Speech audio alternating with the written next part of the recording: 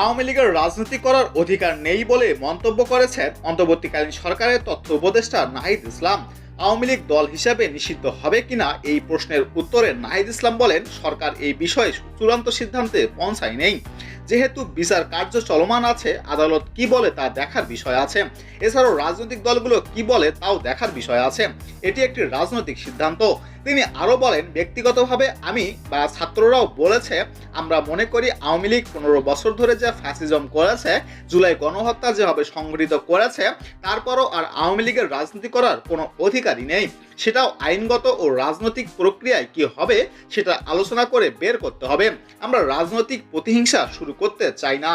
তিনি আরো বলেন, ব্যক্তিগতভাবে আমি এবং আমার ছাত্ররা বলেছে আওয়ামী লীগকে নিষিদ্ধ করতে হবে। আওয়ামী লীগের কোনো রাজনীতি করার জন্য সুযোগ বাংলা জনগণ আর না দেয়।